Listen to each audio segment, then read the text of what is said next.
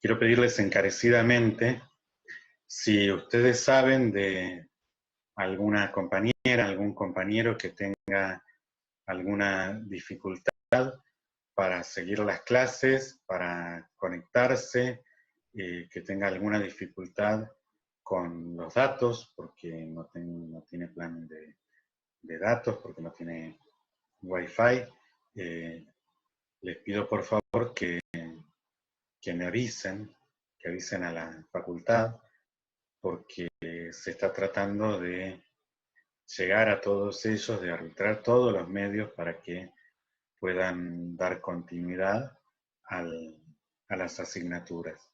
Así que si ustedes saben de alguien, me avisan, nos avisan, no pasa nada, nos pueden decir, che, me parece que fulanito está teniendo dificultades, porque por ahí fulanito le da vergüenza, cree que es un problema que tiene que resolver él o ella, y en realidad para eso está la universidad, para llegar a todos. Así que si ustedes saben de alguien que tenga alguna dificultad, alguna limitación, por favor, avísennos. Avísennos que nosotros nos vamos a poner en contacto. Buen día a todos. ¿Cómo les va? ¿Cómo han amanecido hoy, 18 de mayo? Ya va transcurriendo el cuatrimestre. A algunos se ve que les va costando un poco más conectarse, o será la humedad, que por ahí hace que tarden un poco más en conectarse. Hoy ya estamos a una semana del 25 de mayo, hoy 18 de mayo. Hoy se celebra el Día de la Escarapela, por eso yo me puse la escarapela. Así que ya vamos vibrando en esa semana el preludio de una nueva celebración de un hecho épico y trascendente para Argentina. Y la verdad que hablando de hechos épicos y trascendentes, yo, como todas las clases vengo haciendo, no quiero dejar de hablar del motivo por el cual nosotros estamos en esta virtualidad y estamos viviendo los días que nos tocan vivir, y es el COVID-19, esa nueva variante del coronavirus. Y en ese sentido, quiero empezar hoy haciendo una reivindicación, haciendo una apología del sistema científico y tecnológico nacional. Quiero reivindicar en especial a los científicos y a las científicas del área de la salud, que en todo este tiempo han estado trabajando muy fuertemente para aportar desde su lugar al conocimiento y al tratamiento y a la solución de esta pandemia.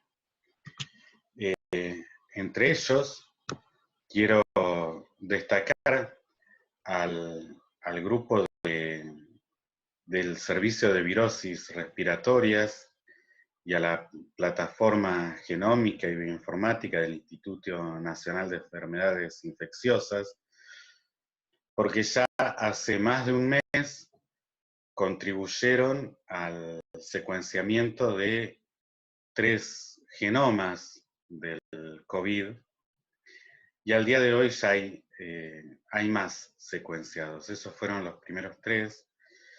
Y si uno se pregunta para qué puede servir este secuenciamiento, yo les sugiero que lean la nota que salió ayer en Infobae sobre la importancia de conocer las variantes del virus para poder así generar una vacuna más efectiva, una vacuna que actúe sobre las porciones del gen que prácticamente no mutan. Así que les destaco esta noticia. Por otro lado, les destaco la del 21 de abril, que es la que elegí para que nos acompañe toda la clase, y es la imagen de microscopía de rayos X, que lo obtuvieron con el servicio de microscopía electrónica del Instituto de Biología Celular y Neurociencias de la Facultad de Medicina. Y es una imagen que permite estudiar la parte morfológica del virus que nosotros tenemos aquí en Argentina. Después quiero destacar, ya más cerca en el tiempo, lo que tiene que ver con la posibilidad, la capacidad de reacción del sistema científico hasta una demanda precisa de este tipo de problemáticas. Y es que en 45 días un grupo de investigadores del Instituto Leluar consiguieron desarrollar un test serológico que permite saber si las personas tienen anticuerpos. Y de esto en particular yo les recomiendo que busquen alguna información porque son muy destacables las palabras de la investigadora que condujo este desarrollo, porque ella aclaraba que ese grupo nunca había trabajado con coronavirus, nunca había trabajado con virus, pero sí tenía mucha experiencia en el desarrollo de test serológicos. Entonces, cuando le preguntan cómo consigue en 45 días con su grupo de investigación llegar a este desarrollo, destaca justamente la capacidad, el conocimiento que tienen los científicos y científicas del CONICET. Destaca que todo ese bagaje no se consigue de un día para el otro, no se consigue en 45 días. Todo ese bagaje son años de formación, de inversión en el sistema científico. Entonces me parece muy importante tener presente eso y vamos a ver en esta clase en particular que la ciencia realmente se cruza en todos los ámbitos en los que nosotros estamos viviendo y trabajando. Finalmente, el viernes pasado se presentó el NeoKit COVID-19, que realmente es algo revolucionario, es algo que nos tiene que hacer sentir orgullosos. Orgullosos no solo de nuestros científicos, sino orgullosos como país, porque realmente lo que se presentó el viernes, desarrollado por científicas y científicos del CONICET, es algo que reemplaza a las determinaciones por PCR. PCR es la reacción de cadena de polimerasa y es una técnica que ciclada permite identificar ciertos genes que dan cuenta de la presencia de ese virus.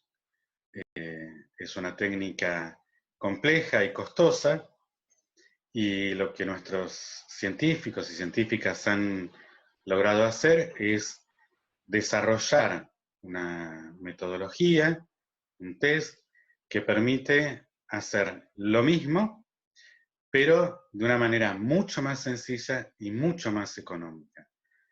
Esto que se presentó el viernes y que desarrollaron aquí en la Argentina es algo que no existe en el mundo. Es algo que no se puede comprar. Es algo que no hay China, no hay Estados Unidos, no hay Rusia, no hay Francia que nos lo pueda vender. Es algo que se hizo aquí en Argentina y que no se hace en otro lugar.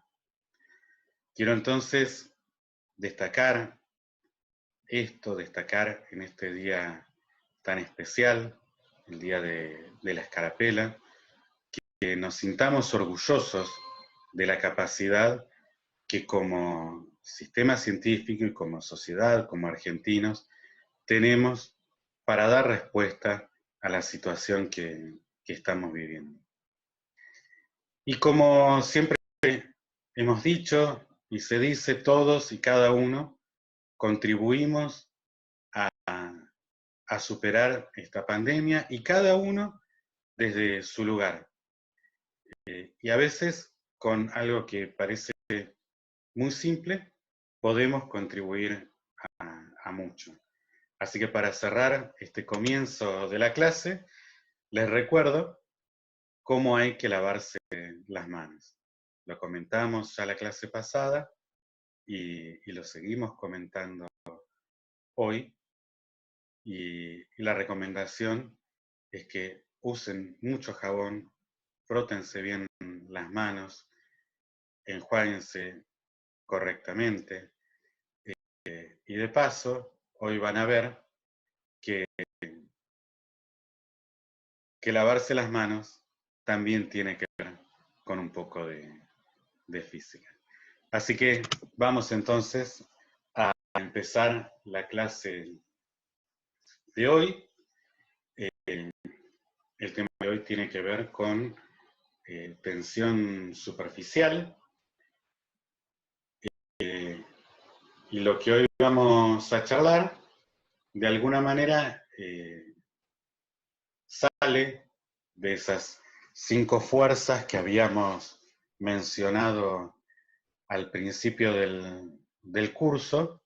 Está contenida entre las otras y no la vamos a definir más que fenomenológicamente. Eso quiere decir que la vamos a definir en función de lo que vemos que hacen, ¿sí? Lo que tiene que ver con esto es en particular con los líquidos. Nosotros vemos que los líquidos, las moléculas no se separan, no se disocian, o sea, siempre lo vemos como todo una masa que toma la forma del recipiente en el que lo ponemos, pero las moléculas siguen unidas. Hay una fuerza de cohesión entre ellas.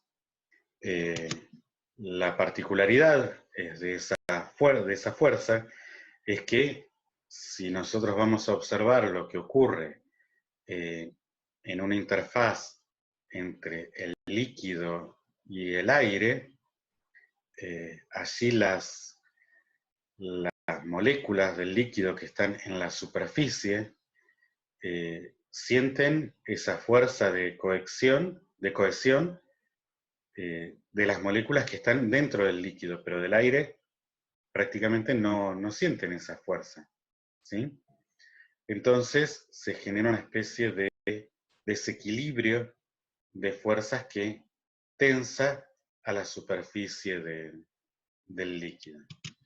Graficando esa situación es lo que podemos ver en esta imagen. Si observamos una molécula dentro del líquido, ella está sometida a la fuerza de cohesión de todas las otras moléculas. Y así cada una de estas moléculas está sometida a fuerzas de cohesión entre todas las otras. Ahora, cuando nos acercamos a la superficie del líquido, notamos que empieza a haber un desequilibrio en esa fuerza, porque las moléculas ya no tienen fuerzas que le generen las moléculas de aire, porque están mucho más dispersas. Entonces empieza a haber como una fuerza neta hacia hacia abajo, pero a su vez todas están tensadas hacia los lados. Lo mismo con las partículas de al lado. Entonces el resultado es que sobre esto tenemos una fuerza de tensión, algo así como cuando tenemos una membrana elástica, una membrana de un globo y la tensamos, aparece esta situación en la interfaz entre los líquidos y el aire. En ese sentido decimos que esto es el origen de la tensión superficial y va a ser la fuerza responsable de que se generen las gotas, las burbujas, la capilaridad, que son cosas que vamos a ir viendo en el transcurso de esta clase, y también lo que permite es que los insectos puedan caminar sobre el agua. Así como vamos a ver que se pueden hacer muchas experiencias en las que se pueden hacer flotar agujas, por ejemplo, sobre el agua. Ahora bien, vamos a entrar un poco más en la caracterización de esta tensión superficial. Supongamos que tenemos un trozo de alambre, este gris aquí curvado, y sobre ese trozo de alambre colocamos otro alambre que pueda deslizar sobre él, ¿sí? Y lo pasamos, lo mojamos con un líquido que puede ser, por ejemplo, un agua jabonosa, que se forman esas películas de jabón con las que si uno sopla puede hacer las pompas de jabón. Todos hemos hecho en algún momento esa experiencia de tener un aro de alambre y pasarlo por un agua jabonosa, un agua con detergente, y soplar y hacer la pompa de jabón. Bueno, supongamos que tenemos esa situación, solo que en vez de tener un aro de alambre fijo, tenemos un alambre, una U y un alambre que lo cruza que se puede mover. Si tuviésemos esa configuración, esa tensión superficial comenzaría a ser una fuerza que lo tendería a correr al alambre hacia adentro del agua. Y si nosotros quisiésemos mantener esa superficie tensada, quisiésemos que no se corriese el alambre, tendríamos que aplicar una fuerza en la dirección contraria. Entonces, una forma de cuantificar esa fuerza que tendríamos que aplicar es definir un coeficiente de tensión superficial. Ese coeficiente lo que mide es la fuerza por unidad de longitud que hay que realizar para modificar o mantener esta superficie tensada. ¿Cuál es la longitud que entra aquí en juego? Es la longitud de todo el perímetro que está sujeto al alambre, que está en contacto entre el alambre y el líquido. Ahora, ojo, en el caso de nuestro ejemplo, tendríamos una expresión de este tipo para la fuerza aplicada. El coeficiente y la longitud sería 2D, donde este 2 aparece porque hay dos superficies de contacto con el alambre móvil, porque esta película tiene dos caras, si bien es muy delgada, tiene varias moléculas de espesor. Entonces, tenemos una cara de un lado y del otro lado tenemos la otra cara que está en contacto con el alambre. Así que la longitud de la superficie en contacto es 2D. De ahí el origen de ese 2 que tenemos aquí. Bien. Ahora bien, esa no es la única manifestación de la tensión superficial. También aparece una manifestación en relación con lo que se define como ángulo de contacto, y que es tal vez algo con lo que solemos estar familiarizados. Tal vez lo hemos notado si tenemos una superficie engrasada y, y cae una gota de agua, esta gota toma una forma bastante curvada, bastante elipsoidal. Lo que ocurre aquí es que las fuerzas cohesivas del agua son mayores a las fuerzas adhesivas entre el agua y la superficie engrasada. En ese caso, decimos que la superficie no, perdón, decimos que el agua no moja la superficie. Una forma de caracterizar esta situación es definir lo que se llama el ángulo de contacto. Es el ángulo entre la interfaz agua-superficie y la interfaz agua-aire. Y medimos entonces todo ese ángulo, ¿sí?, entre esas dos superficies. En este caso, vemos que cuando el líquido no moja la superficie, tenemos un ángulo de contacto mayor a 90 grados.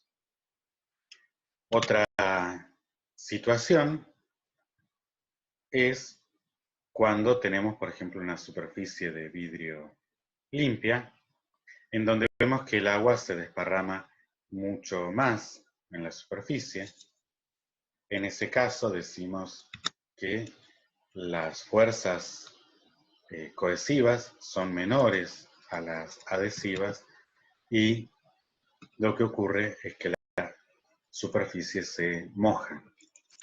En ese caso tenemos un ángulo de contacto menor a 90 grados, como siempre midiendo entre la interfaz agua-superficie y la interfaz agua-aire, en el límite, ¿no?, de esta gota. Entonces ahí, cuando la superficie se moja, el ángulo es menor a 90 grados. Ahora bien, ¿qué ocurre cuando ponemos, cuando miramos el detalle de este líquido, estos líquidos, en contenedores? Nosotros ya lo vimos la clase pasada, lo comentamos, cuando poníamos un líquido en un recipiente que lo contenía, tomaba la forma del recipiente. Ahora le estamos prestando atención al detalle del borde de ese contenedor. ¿Qué es lo que pasa cuando se encuentra con la superficie del material que lo está conteniendo? En ese caso, vamos a observar dos situaciones. Si el líquido que tenemos no moja la superficie, tenemos este ángulo de contacto mayor a 90 grados, y lo que observamos es algo que se denomina menisco positivo, y tiene esta formita así convexa.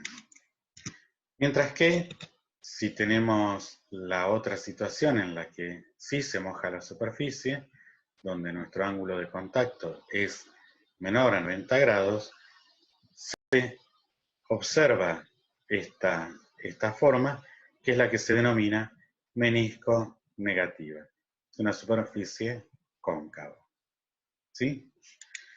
Ahora bien, ¿qué efecto tiene esa configuración? ¿Qué es lo que se ha observado a partir de esa interacción de si moja, si no moja y esa tensión superficial? Bueno, se ve que cuando las superficies no se mojan, que tienen una convexidad del tipo de menisco positiva. Si uno tiene tubos capilares son tubos que tienen un diámetro muy, muy pequeño. En esos casos, cuando la superficie no moja y el ángulo de contacto entonces es mayor a 90 grados, se observa que el líquido decrece su altitud dentro del tubo capilar. Mientras que si tenemos una superficie que moja, el efecto de ese mojado en los capilares es el de hacer subir el líquido por el capilar. ¿Sí? Fíjense que el efecto de la tensión superficial en el borde de todas las interfaces líquido con el material que lo contiene, siempre se observa ese efecto de la tensión superficial de acuerdo al ángulo, si es positivo o negativo. Sin embargo, este efecto de capilaridad solo se observa en situaciones en las que el diámetro es pequeño. Y ahora vamos a ver en detalle cómo se entiende esta situación. Supongamos entonces que tenemos un tubo capilar que está sumergido en el líquido de un contenedor, que ese tubo capilar está sumergido y la altura que el líquido asciende sobre el capilar es h y que su diámetro es 2r.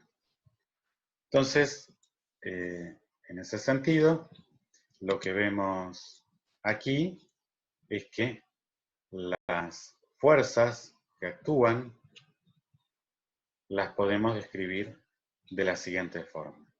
Tenemos las fuerzas de tensión superficial que apuntan hacia arriba, que tienen que ver con la dirección, con ese ángulo de contacto, la dirección que define el ángulo de contacto, por eso forman un ángulo entre la superficie y la dirección de la fuerza, y que cuando consideramos todas las contribuciones de todos los puntitos que van en las que se aplica esta fuerza,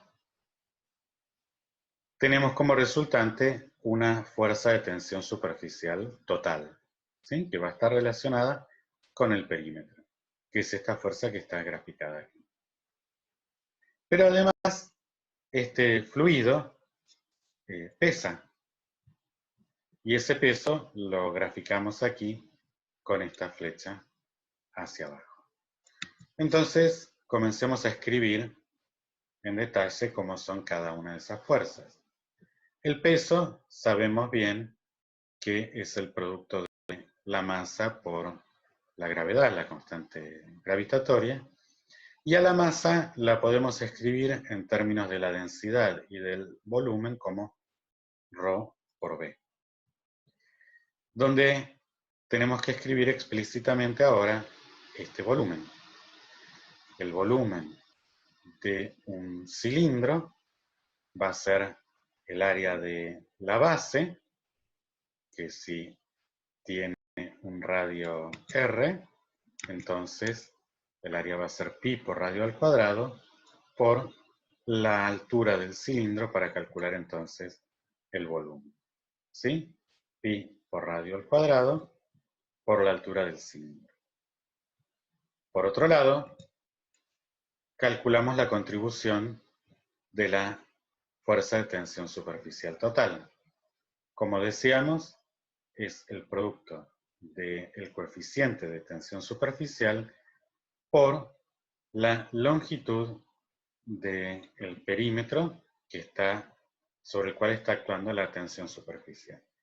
Y en este caso, como hay un ángulo entre la dirección de la fuerza de tensión superficial y la dirección en la que nosotros estamos calculando la aplicación de esta fuerza, entonces lo tenemos que proyectar sobre esa dirección. De ahí el coseno de θ.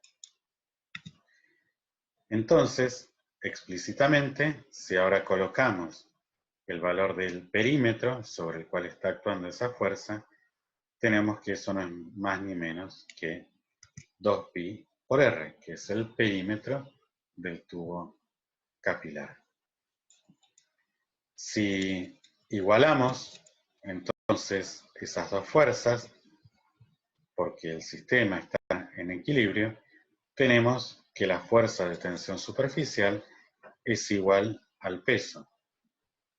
Noten entonces que, por ejemplo, tenemos que pi está a ambos lados, la vamos a poder cancelar, y que r aquí aparece a la 1 y del otro lado aquí aparece al cuadrado, así que vamos a poder cancelar este r con uno de los que está aquí, y finalmente podemos despejar h dividiendo tanto a g como a ρ. Y así obtenemos como resultado que la altura del ascenso capilar va a ser proporcional a 2 veces el coeficiente de tensión superficial por el coseno del ángulo de contacto, dividido ρ por g por r. Entonces aquí claramente vemos que cuanto menor sea el radio del capilar, mayor va a ser h. Y al mismo tiempo, cuanto mayor sea la densidad del líquido, menor va a ser h. Y finalmente, si tuviésemos un ángulo de contacto mayor a 90 grados, el coseno de un ángulo mayor de 90 grados es negativo. Y por lo tanto, obtendríamos como resultado que este h sería negativo y en realidad estaríamos en una situación de depresión del líquido. ¿Sí? Entonces, esta expresión es la que define el ascenso o descenso en un capilar. Y esta situación es una situación en la que seguramente ustedes están familiarizados, porque no es más ni menos que ver cuando, por ejemplo, se moja una servilleta de papel y vemos como el líquido sube por la servilleta. Lo que está ocurriendo es que está recorriendo los capilares del papel. También puede que hayan hecho en la primaria la experiencia de colorear los apios. Es una forma de ver, de aprender la capilaridad. Si no lo hicieron, se los recomiendo que lo hagan. Como siempre, yo les doy tips para el domingo al mediodía. Si ustedes empiezan hoy a la tarde, para el próximo domingo tienen el apio listo y lo pueden poner como centro de mesa en la mesa del almuerzo familiar, y les aseguro que eso tiene un éxito total, sobre todo si además lo complementan con la capilaridad en el suelo, lo que ocurre con el agua en los ascensos capilares en el suelo. Este es un video extraído de un video de una fundación en el que explica cómo entre los microporos de la Tierra se produce el fenómeno de capilaridad. Acá da el ejemplo de cómo cuando llueve esos canales se llenan de agua y allí quedan gotas retenidas y además desde abajo comienza a subir ese agua que, si bien dice que no se ve afectada por la gravedad, en realidad lo que ocurre es que compite con la gravedad de la fuerza de capilaridad. Y es eso lo que permite que en cierta medida las plantas puedan acceder al recurso del agua. Así que, bueno, esto es uno de los ejemplos, y como ven entonces, la capilaridad es un tema de suma importancia en el desarrollo de la vida de nuestros suelos. La estructura que tengan nuestros suelos va a definir cuán porosos, cuán permeables son, y va a definir entonces su actividad también. Hasta aquí nosotros hemos hablado de lo que pasa con esta tensión superficial, la definimos en términos de la interacción entre las moléculas y nos pusimos a ver mucho lo que pasaba cuando estaba en contacto con alguna superficie. Vimos cómo se formaba esa forma elipsoidal cuando poníamos una gota, dijimos, de líquido sobre alguna superficie y mojaba o no esa superficie. Vimos también el fenómeno de capilaridad que daba cuenta de cómo el líquido podía ascender o descender por el capilar de acuerdo a su ángulo de contacto y a su coeficiente de tensión superficial. Ahora lo que vamos a ver es qué efecto tiene la tensión superficial cuando al líquido no lo contiene nada, sino que está el líquido solo en interacción con un gas, con aire. ¿Sí? El resultado de eso es que se forman superficies curvadas que terminan transformándose en una gota. Una gota que en gran medida es algo circular, porque eso es la configuración de menor energía, de mayor empaquetamiento, salvo que esa gota esté cayendo y esté sometida a la interacción, al roce del aire. En ese caso la gota se alargaría, pero si no, la gota tiene una forma circular. No vamos a demostrar cómo se llega a esta forma circular. En uno de los libros está desarrollado, en uno de los libros de la bibliografía.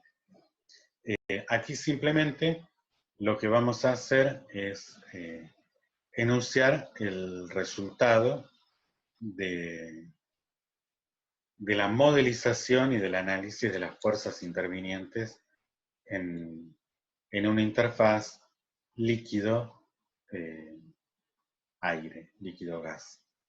Decimos entonces que, suponiendo que las superficies son esféricas, lo que se encuentra es una expresión como esta, en la cual da cuenta que la diferencia de presiones entre la presión interna del fluido dentro de la gota, porque aquí está todo lleno de ese fluido, menos la presión atmosférica, la presión externa, esa diferencia de presiones es igual a 2 veces el coeficiente de tensión superficial dividido el radio de la gota. ¿Qué quiere decir esto? En particular, este resultado, este R aquí dividiendo, nos dice que a menor radio, mayor es la diferencia de presiones entre el interior y el exterior de la gota. Quiere decir que si yo tengo 2 gotas de distinto tamaño, la gota de menor tamaño tiene una presión interna mayor que la gota de mayor tamaño. Eso quiere decir que si yo pongo en contacto las 2 gotas, como la de menor presión, la de menor tamaño, perdón, tiene mayor presión, el líquido de esa gota va a entrar en el líquido de la gota mayor. De alguna manera, uno coloquialmente dice que la gota mayor engulle a la gota menor. ¿Sí? Eso es un fenómeno sumamente importante de cómo se van combinando estas gotas. Por otro lado, fíjense que el coeficiente de tensión superficial está en el numerador. Quiere decir que si yo consigo disminuir la tensión superficial de una solución, voy a tener una menor diferencia de presión. Y si tengo una menor diferencia de presión, voy a poder también, si no, compensarlo con un menor tamaño de gota para la misma diferencia de presión. Y eso es sumamente importante en agricultura. ¿Por qué?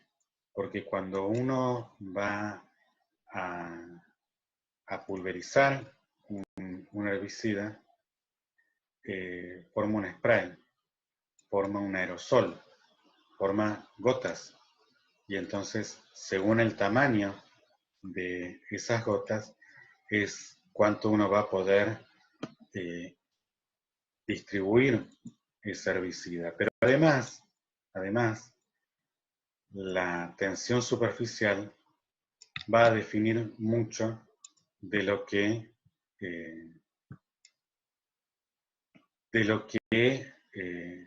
moja el herbicida a las superficies. Ustedes van a encontrar en la lista de reproducción en el canal de YouTube, la correspondiente a esta clase, van a encontrar, además de experiencias muy entretenidas, muy interesantes, algunos videos donde hablan de estas cuestiones. Videos que son propagandas, ¿sí? De algunas compañías en las cuales van a ver el efecto de esto. Y como comencé la clase haciendo esta apología del sistema científico y tecnológico nacional, bueno, me parecía interesante seguir hablando de ciencias, si bien no son contribuciones nacionales, me parece que son pertinentes para dimensionar lo importante que es esta cuestión y que no son cosas cerradas. El conocimiento se sigue desarrollando día a día. Entonces, fíjense, aquí hay una publicación, les muestro, del año 2018, en un journal de biología, en el que estudian la viscosidad, la tensión superficial y el tamaño de la gota de spray de líquidos que contienen distintas formulaciones de insecticidas y fungicidas con adyuvantes basados en aceite. Básicamente los adyuvantes lo que hacen es modificar fundamentalmente la tensión superficial. Este es un grupo de investigación de Brasil en el que trabajan con estas cuestiones. Hay, para mostrarles más acá en el tiempo, en el año 2019, en otro journal relacionado con la agricultura, también estudian distintas formulaciones de herbicida, diseños de picos de pulverizadoras y las presiones de operación, y se fijan cómo eso les afecta al tamaño de la gota, a la distribución. Esta espectra quiere decir distribución de tamaños de la gota en sprays, en aerosoles agrícolas. ¿Sí? En particular, en uno de los párrafos se puede leer que, fíjense, las propiedades de la solución del spray, tales como la viscosidad, la densidad y la tensión superficial, han mostrado que todas tienen influencias en el tamaño de la gota. Sin embargo, la tensión superficial parece tener el mayor impacto. ¿Sí? Entonces, fíjense lo importante del tema y lo vigente del tema que estamos tratando. Bien, además de las gotas, la tensión superficial también define la formación de las burbujas.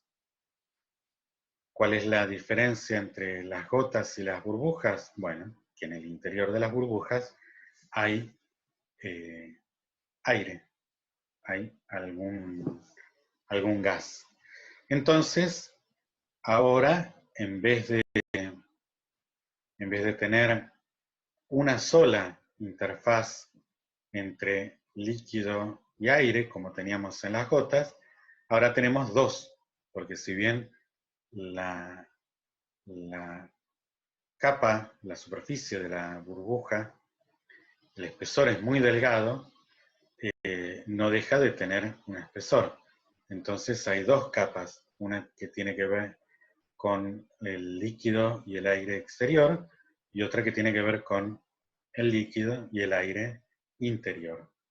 Lo que se observa con las burbujas es entonces que la diferencia de presión entre la presión en el interior de la burbuja y la presión en el exterior es ahora proporcional a 4 veces el coeficiente de tensión superficial por dividido el radio de la gota.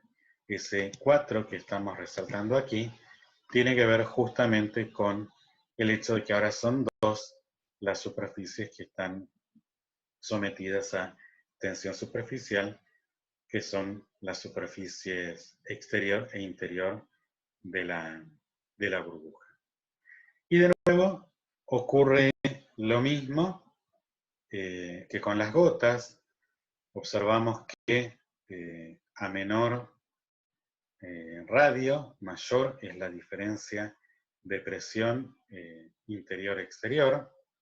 Y también podemos ver que si mantenemos las condiciones de presión, al disminuir la tensión superficial, podemos disminuir el tamaño de la gota.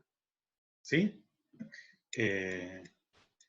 Entonces, les voy a mostrar ahora un video que ejemplifica lo que se llama, acá lo muestra como presión de Laplace o ley de Laplace, lo pueden encontrar, que tiene que ver justamente con esta dependencia de la presión con el radio.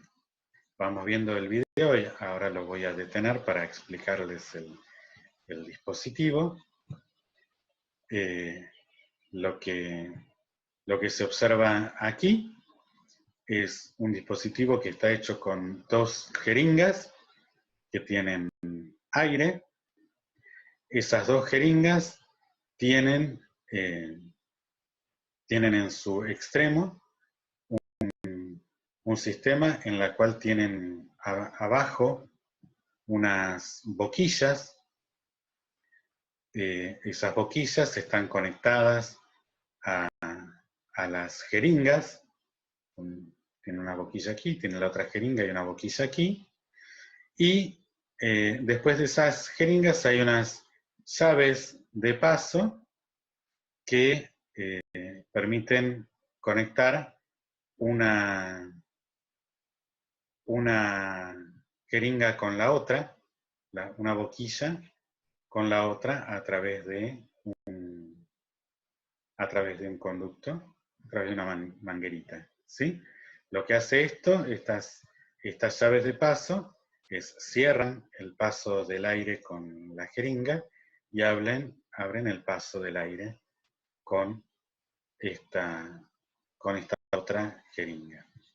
Así que vamos a ver qué es lo que se hace. Fíjense, se le acerca una solución jabonosa, una solución con detergente a una de las boquillas, de forma tal de que se forme esa película, como decíamos hoy en el aro de alambre, y una vez que está esa película, se le sopla aire con la jeringa. Y ahora lo mismo se realiza con la otra superficie, se le sopla aire, pero ahora una cantidad menor, ¿sí? Y ahora entonces abre esas llaves y lo que hace, fíjense, es la burbuja menor infla a la burbuja mayor, ¿sí? Porque como decíamos, la diferencia de presión en la burbuja de menor radio es mayor. Como tiene una mayor presión, el aire fluye de la de mayor presión a la de menor presión. Ahora bien, esto más allá de ser algo entretenido, simpático de ver y digno de un museo de la ciencia, también tiene implicancias importantes en los pulmones. Esta es una imagen de los alvéolos pulmonares. Estos son los conductos alveolares. Esta es una imagen también de microscopía de rayos X. Y lo que se observa aquí es que los alvéolos son como si fuesen burbujas. Son películas muy delgadas, ¿sí? Que están rodeadas por líquido. O sea, tienen en su interior el aire que nosotros inhalamos, y están rodeadas de líquido, y a través de ellos están todos los capilares con los cuales se conecta y se produce el intercambio entre oxígeno y dióxido de carbono, cuando nosotros inhalamos y exhalamos. En función de lo que nosotros acabamos de ver,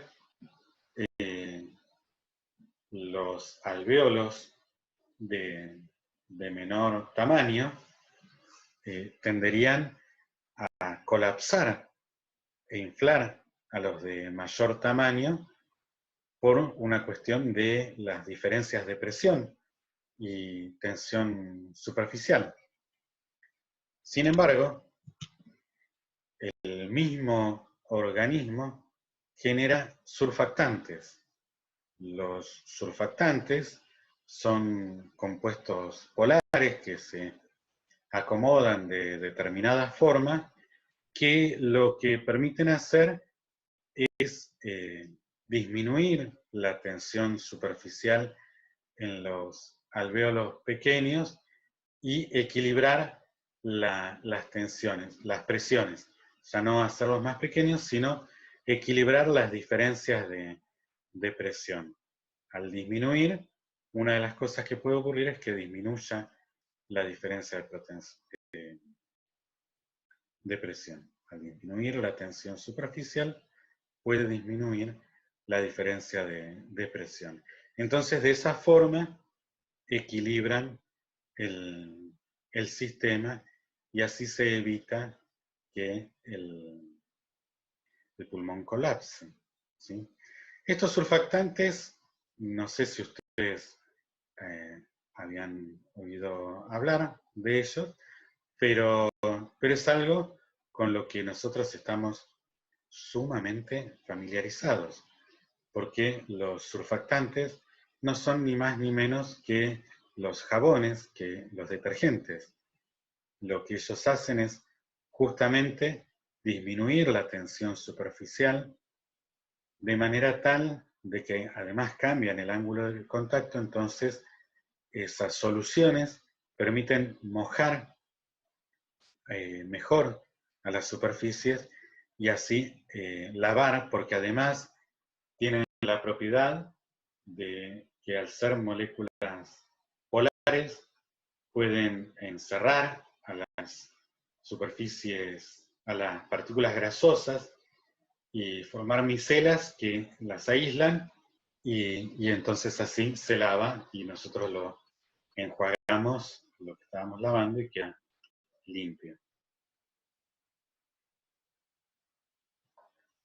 Y justamente esa es una de las razones por las cuales se entiende que el lavado de manos es muy eficiente para prevenir la propagación del COVID, porque justamente el COVID tiene una capa lipídica y, y, y entonces la acción del jabón permite que el agua llegue a entrar en contacto con, con, esos, con esos virus y bueno, hay distintos modelos, algunos que prevén o que creen que el surfactante, el jabón, encierra todo el virus y con eso nosotros conseguimos limpiarlo. Y hay otros que además creen que puede romper esas paredes lipídicas, matar al virus y lo va encerrando en micelas también y nosotros lo podemos enjuagar.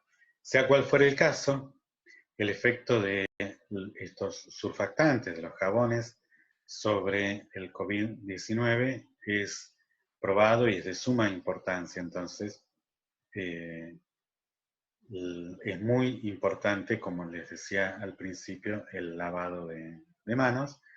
Si a alguno le interesa leer algún poco más sobre esto, les puedo pasar un artículo que habla de esos modelos, de cómo actúan los surfactantes sobre el COVID.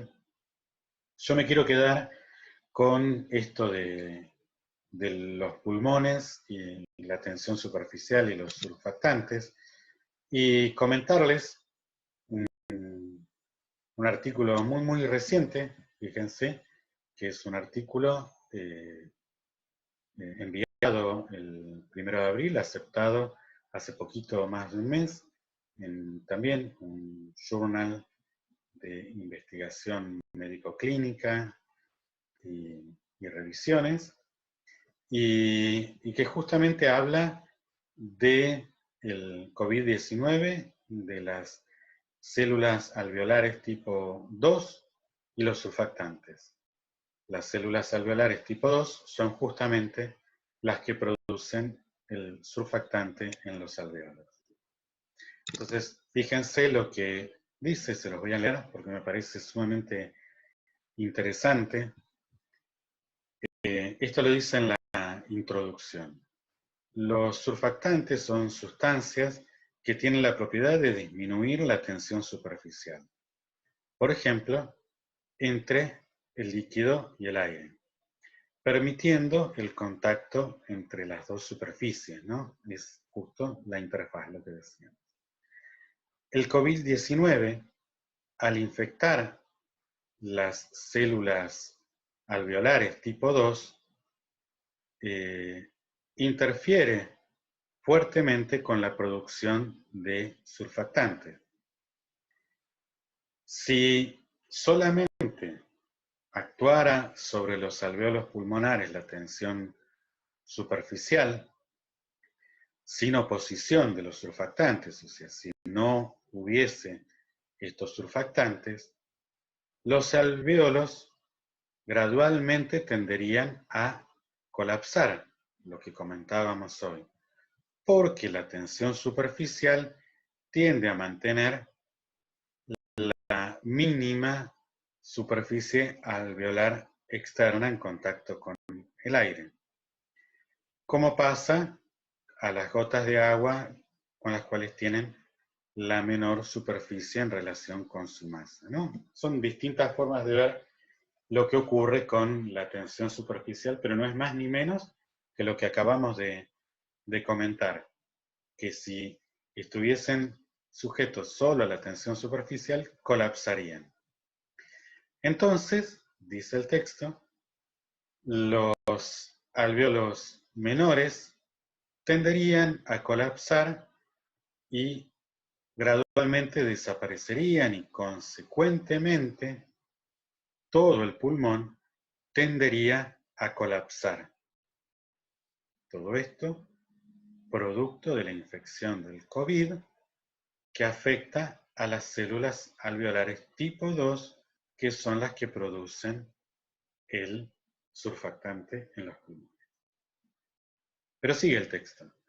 Dice, esta tensión de los pulmones a colapsar, contrarrestada por el movimiento inspiratorio que trata de hacerse al expandir los pulmones, o sea, cuando nosotros inhalamos, ¿sí?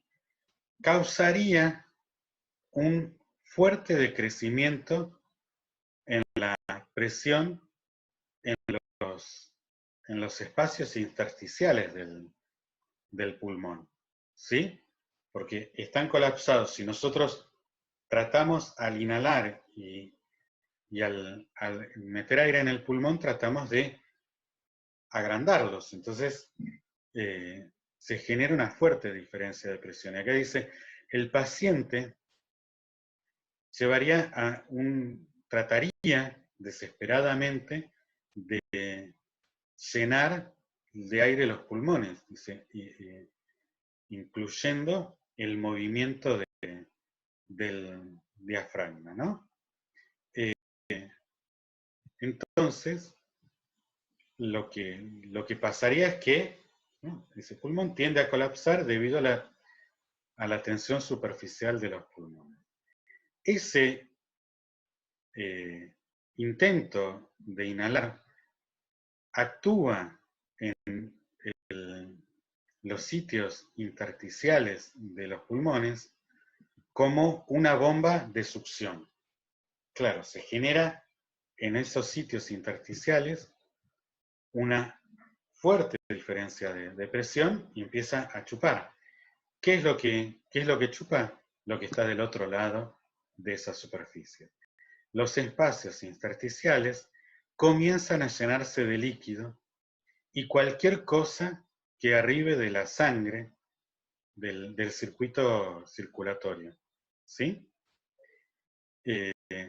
Y lo cual, a lo largo del tiempo, tiende gradualmente a desarrollar una neumonía intersticial.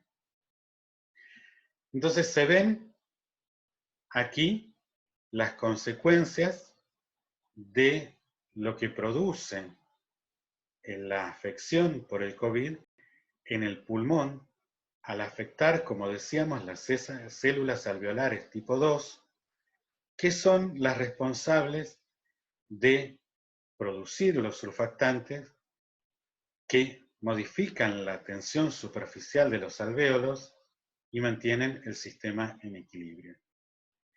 Si esto no está, todo esto tiende a desarrollar una neumonía con las dramáticas consecuencias que hemos visto que ocurren en muchos de los casos.